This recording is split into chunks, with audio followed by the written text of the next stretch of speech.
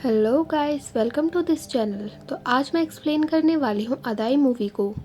इस मूवी की शुरुआत में हमें एक एनिमेटेड स्टोरी दिखाई जाती है जिसमें हमें बताया जाता है कि पहले निचली जात की औरतों से ब्रेस्ट टैक्स लिया जाता था। यहाँ पर एक नंगेली नाम की लड़की सामने आती है और इसका विरोध करती है, लेकिन सभी लोग उसको डरा धमकाकर ब्रेस्ट टैक्स मांगने लगते हैं। लेकिन यहाँ पर नंगेली अपने ब्रेस्ट ही काट देती है ताकि वो इन लोगों का विरोध कर सके और वो अपना त्याग देती है इस प्रथा को मिटाने के लिए। इसके बाद हमें एक आदमी को दिखाया जाता है जो कि ऑफिस से देर रात को घर लौट रहा होता है, लेकिन तभी उसको एक जोकर की ड्रेस में लड़की मिलती है जो कि उस पर हैमर से हमला करने के लिए आ रही होती है, लेकिन वो उससे डरकर भागने लगता है।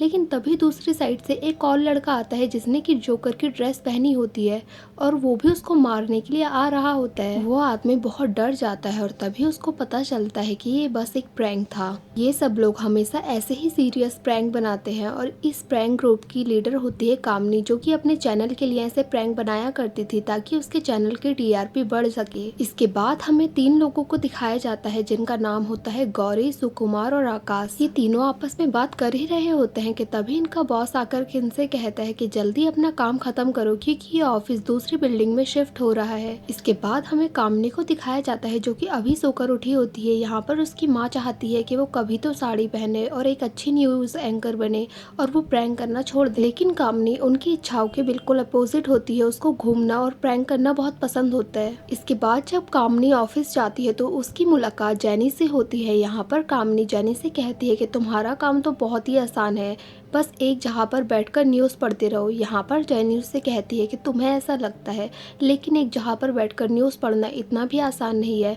हमें सब कुछ सही बोलना पड़ता है, अगर थोड़ा भी गलत बोला तो हमारी नौकरी चली जाएगी। और जेनी कहती है कि कई फॉरेन कंट्रीज में न्यूज़ एंकर बिकनी पहनकर न्यूज़ रीड करती है, तुम्हें तो ऐसा ही करना चाहिए क्योंकि साड़ी पहनकर तो तुमसे होगा नहीं। यहाँ पर कामनी उससे चैलेंज लेती है, लेकिन जेनी थोड़ा जल्दी में होती है तो वो यहाँ से चली जाती है। इसके बाद हमें दिखाया जाता है कि न्यूज़ रीड करने का टाइम हो रहा होता है, लेकिन जेनी वहाँ पर अभी तक नहीं आई होती। तब कामनी अपने बॉस से न्यूज़ रीड करने की परमिशन मांगती है। बॉस पहले तो थोड़ा हिचकिचाते हैं, लेकिन बाद में उसको परमिशन दे देते हैं। जब कामनी न्यूज़ रीड करती है तो सभी लोग काफ़ी हैरान रह जाते हैं क्योंकि वो बहुत ही अच्छे से न्यूज़ को रीड कर रही होती है और सभी लोग उसको काफ़ी तारीफ कर रहे होते हैं। यहाँ पर उसकी मॉम भी उसकी न्यूज़ देख रही होती है। जब जेनी वापस आती है तो वो कामनी को न्यूज़ पढ़ता हुआ देखकर काफ़ी रिलैक्स हो जाती है और यहाँ पर वो बहुत ही पसीने में भी भीगी हुई होती है। तब यहाँ पर आकर वो बताती है कि किसी ने उसको बाथरूम में लॉक कर दिया था। अब जब रात को ये सब लोग घर वापस जा रहे होते हैं तो वो सब लोग अपने बिताए हुए टाइम को इस बिल्डिंग में याद कर रहे होते हैं क्योंकि इस बिल्डिंग में उनका आज लास्ट डे था। तब ये सब लोग इस बिल्डिंग में पार्टी करने का डिसाइड करते हैं क्योंकि आज कामनी का बर्थडे भी होता है। फिर ये सब लोग उस बिल्डिंग में पार्टी करना स्टार्ट कर देते हैं। इसके बाद कामनी को उसकी मॉम का कॉल आता है तो वो अपनी मॉम से कहती है कि मैं कल सुबह वापस आ जाऊंगी, लेकिन उसकी मॉम उस पर गुस्सा करने लग जाती है क्योंकि उनको पता चल जाता है कि कामनी ने पी रखी है। लेकिन वो अपनी मॉम से कहती है कि आप मुझसे कभी खुश नहीं हो सकती क्योंकि आज मैंने आपके लिए साड़ी पहनकर एंकरिंग की और इसके लिए मुझे जेनी को बाथरूम में लॉक भी करना पड़ा। ये बात वहाँ पर बैठे सभी लोग सुन लेते हैं और जेनी भी सुन लेती है। इसके बाद जेनी उससे पूछती है कि तुमने मेरे साथ ऐसा क्यों किया। तब कामनी उससे कहती है कि तुमने मुझे चैलेंज दिया था एंकरिंग करने के लिए, लेकिन यहाँ पर जेनी कहती है कि मैंने तो तुम्हें बिकनी पहनकर चैलेंज दिया था। फिर कामनी यहाँ पर एंकरिंग करने लग जाती है और अपने कपड़े भी खोलने लग जाती है। इसके बाद जेनी को और भी गुस्सा आता है और वो कामनी से लड़ना स्टार्ट कर देती है। यहाँ पर ये दोनों लड़ रहे होते हैं तो इन सबका मूड खराब हो जाता है और इन सबको बहुत ही अजीब सा लगने लग जाता है। अब इन लोगों को थोड़े अजीब से विजन भी आ रहे थे। इसके बाद कामनी इनसे अलग बाथरूम में चले जाती है और उसको भी थोड़े अजीब से विजन आ रहे थे।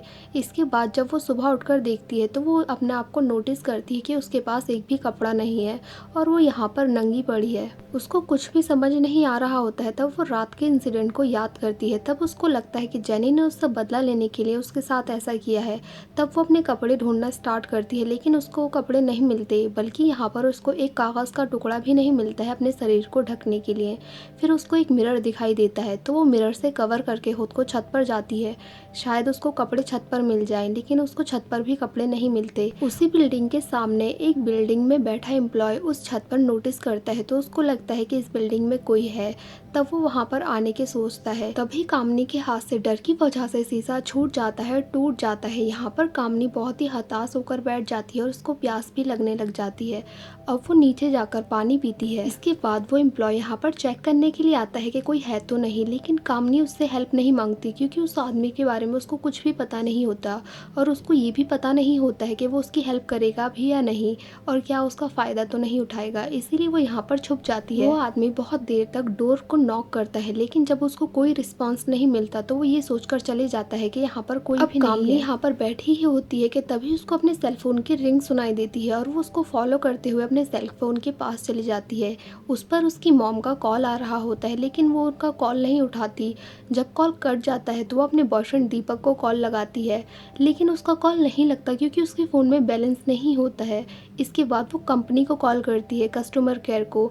वो उनसे अपने फ़ोन में रिचार्ज करने के लिए बोलती है, लेकिन वो उसका रिचार्ज नहीं करते क्योंकि उनको लगता है ये कोई प्रैंक कॉल है। अब कामनी को एक फूड कंपनी का टोल फ्री नंबर दिखाई देता है। इस पर कॉल करके वो फूड ऑर्डर करती है और उनसे रिक्वेस्ट करती है वो किसी डिलीवरी गर्ल को ही भेजे, लेकिन वहाँ पर कोई भी डिलीवरी गर्ल नहीं होती तो वो किसी को भी भेजने के लिए मान जाती है। इसके बाद कामनी अपनी सेफ्टी के लिए लोहे की रॉड लेकर दरवाजे के पास खड़ी हो जाती है। जैसे ही डिलीवरी बॉय अंदर आता है और वो बाहर जाकर देखती है तो डिलीवरी बॉय फर्श पर बेहोश पड़ा होता है और उसके सर से खून निकल रहा होता है।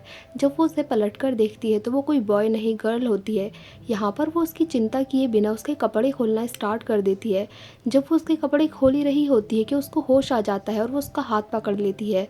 घबराहट की वजह से वो उसके सिर पर सरिया मार देती है, जिसकी वजह से वो वापस से बेहोश हो जाती है। इसके बाद हमें दो लड़कों को इस बिल्डिंग के अंदर आते हुए दिखाया जाता है जो कि मस्ती करने के लिए आ रहे थे, लेकिन जब वो अंदर आते हैं और उस डिलीवरी गर्ल को देखते हैं तो वो पुलिस को कॉल कर देते हैं कि यहाँ पर एक मौत हुई है। इसके बाद पुलिस आकर पूरी बिल्डिंग की छानबीन करने लग जाती है और उस लड़की की बॉडी को हॉस्पिटल भेज देती है।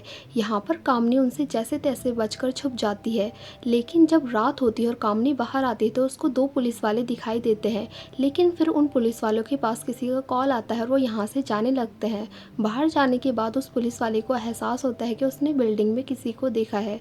जब वो वापस से आकर चेक करता है तो उसको कोई भी नहीं मिलता और वो वापस से यहाँ से चले जाता है। इसके बाद नेक्स्ट मॉर्निंग कामनी को उसके फ्रेंड सुकुमार का कॉल आता है और यहाँ पर वो सुकुमार से हेल्प मांगती है, लेकिन उसके फ्रेंड खुद से मुसीबत में फंसे होते हैं। हमें पता चलता है कि जब वो लोग रात को पार्टी करके यहाँ से वापस जा रहे थे तो उन्होंने पुलिस से पंगा ले लिया था, जिसकी वजह से पुलिस उनको पकड़कर जेल में डाल देती है और उनकी खूब पिटाई भी करती है। जब कामनी घर वापस नहीं आते तो उसकी माँ को उसकी चिंता होने लगती है और दूसरी साइड कामनी यहाँ से बाहर निकलने का डिसाइड करती है।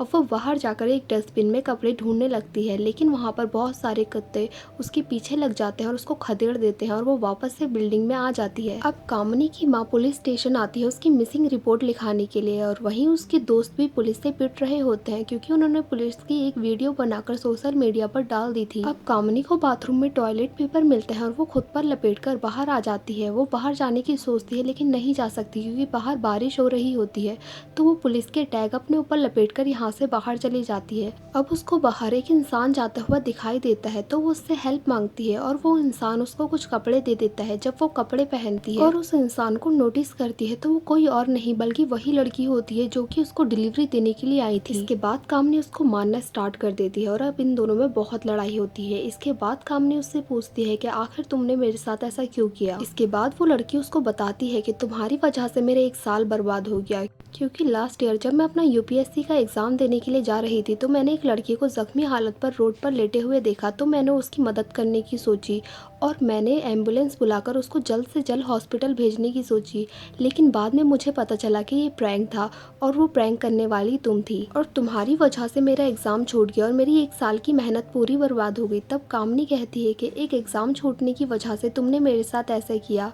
तब वो लड़की कहती है कि होगा तुम्हारे लिए वो एक एग्ज़ाम, लेकिन इस एग्ज़ाम को पास करने के लिए कुछ बच्चे अपनी जी जान लगा देते हैं और क्लियर नहीं होते तो कितने बच्चे तो अपनी जान भी ले लेते हैं। और फिर वो ये भी बताती है कि एक दिन मेरी माँ रोड पर बेहोश हो गई थी और एक लड़का मेरी हेल्प करने के लिए आ रहा था, लेकिन बाद में उसने सोचा कि ये कोई प्रैंक चल रहा है और उसने सेल्फी लेना स्टार्ट कर दी। अब वो उससे कहती है कि बस तुम्हारी ही वजह से लोग अब रियल और प्रैंक में फ़र्क समझना भी भूल गए हैं।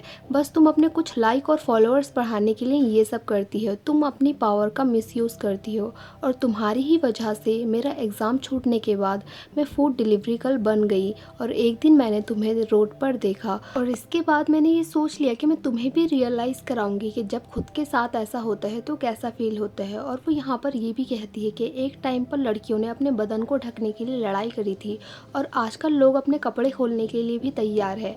और उसने ये बात इसलिए बोली क्योंकि उसने बिल्डिंग में कामिनी को ये कहते हुए सुन लिया था कि मैं पूरी रात बिना कपड़ों के भी इस बिल्डिंग में रह सकती हूँ, और उसने इसीलिए कामिनी के साथ ऐसा प्रैंक किया। अब हमें यहाँ पर पता चलता है कि उस लड़की का नाम नंगेली होता है और कामिनी को भी अपनी गलती का एहसास होता है और वो चुप रहकर बस उस लड़की को अपने गले से लगा लेती है। वो लड़की भी कामिनी को सॉरी बोलती है और कहती है कि मेरा कुछ भी तुम्हारे साथ गलत करने का इरादा नहीं था। अब इसके बाद हमें दिखाते हैं कि कामिनी प्रैंक करना छोड़कर स्टिंग ऑपरेशन करना स्टार्ट कर देती है और नंगेली भी अपनी पढ़ाई करना स्टार्ट कर देती है और यूपीएससी की प्रिपरेशन करती है।